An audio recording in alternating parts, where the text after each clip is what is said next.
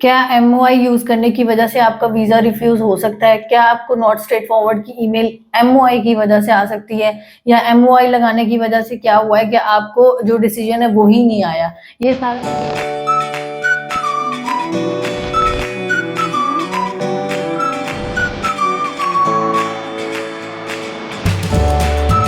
अस्सलाम वालेकुम students, my name is Atika Gill and I am the CEO of AGS consultant.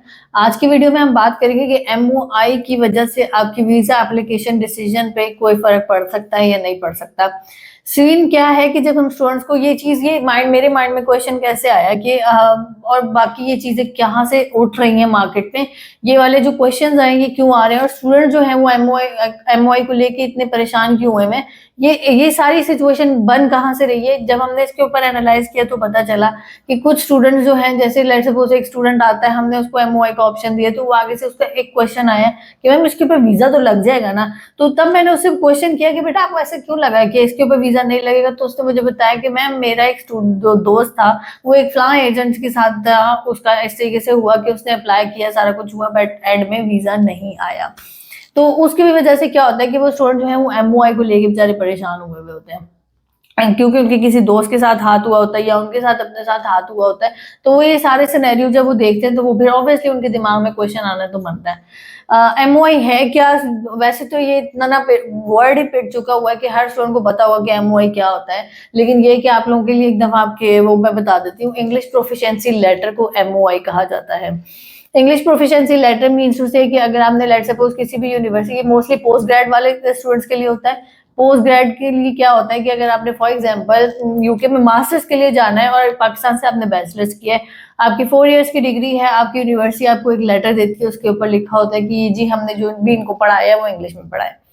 तो ये जो होता है ये लेटर जो है वो आगे एक्सेप्टेबल हो जाता है। नॉर्मली क्या है कि जो नॉर्मल क्राइटेरिया है वो एमओआई का, जो सबसे पहले कोई भी क्वेश्चन जब स्टूडेंट हमसे करते हैं कि क्या मैं एमओआई के लिए एलिजिबल हूँ, तो हमारा पहला क्वेश्चन ये होता है कि आपकी जो है लास्ट ईयर ऑफ क्वालिफिकेशन क्या है। 5 इयर्स का गैप होता है तो वो नॉर्मली क्या है कि उसके लिए फिर एमओआई का कोई ना कोई निकल ही आता है ऑप्शन।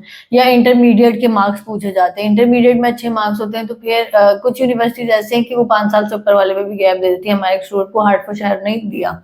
अब सिचुएशन ऐसे है कि ये सारा कुछ तो हो गया कि एमओआई का क्या होता है, एमओआई कहाँ पर मसला कर रहा है। एमओआई के लिए क्या सिचुएशन हुई, हमने देखा कि जब जब स्टार्टिंग की बात थी, जब एमओआई अनाउंस होना शुरू हुए, तब तो बहुत सिलेक्टिव यूनिवर्सिटीज थी जो एमओआई ऑफर करती थी। बाय द टाइम क्या हुआ कि हर यूनिवर्सिटी ने तकरीबन स्टूडेंट्स के लिए थोड़ा सा इस तरह का वो कर दिया कि स्टूडेंट को एमओआई वहां पर मिल सकता था। हैरियट वार्ड जैसी इतनी वो अच्छी यूनिवर्सिटी है, वहां पर भी आप अगर 150 मार्क्स इंग्लिश में तो आपको एमओआई मिल जाता है।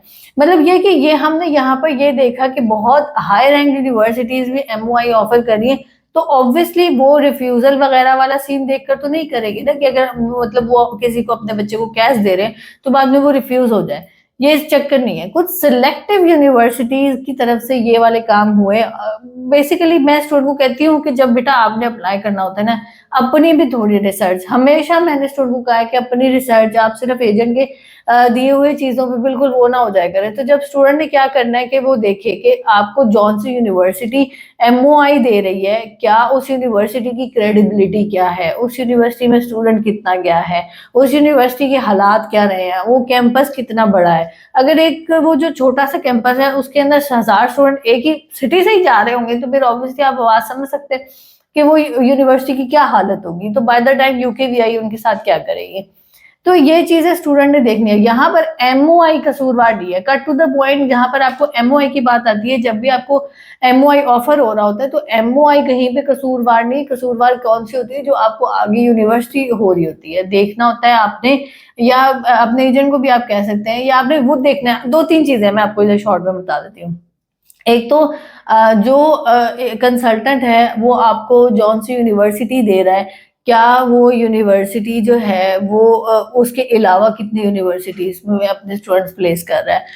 पहली चीज तो ये है। एक वो दूसरी चीज आ जाती है कि आपको जो है जो यूनिवर्सिटी एमओआई ऑफर कर रही है, उस यूनिवर्सिटी के पास बिल्डिंग कैपेसिटी क्या है, उसके पास आगे यहाँ जो, क्योंकि नॉर्मली स्टूडेंट यहाँ से असेस करेगा कि एक तो क्या है कि बिल्डिंग कितनी है और स्टूडेंट कितने वो जा रहे हैं वहां पर, आपको वहां से अंदाजा हो जाएगा। तीसरी चीज ये, जब सब कुछ बहुत अच्छा आपको दिखाया जा रहा होता है तो समझ ले कि एंड में जाके गड़बड़ होनी है। स्टडी अब्रॉड की जर्नी इतनी आसान नहीं होती, आपको कहीं ना कुछ मेहनत करनी पड़ रही होती है। तो ये वाला सारा सिनेरियो होता है। इन शॉर्ट अगर हम ओवरऑल वीडियो को कंपाइल कर ले तो उसमें हम एक ही बात करेंगे कि एमओआई का मसला नहीं है, आपने देखना है आप किस यूनिवर्सिटी में प्लेस हो रहे हो, उसकी रैंकिंग क्या है और उसका हिसाब किताब किस तरह का रहा है इन द पास्ट। तो ये सारा था आज की वीडियो में। इससे रेलेवेंट कोई भी क्वेश्चन हो, कोई भी क्यूरी हो, आप मुझसे मेरी टीम से कांटेक्ट कर सकते हैं। Thank you so much.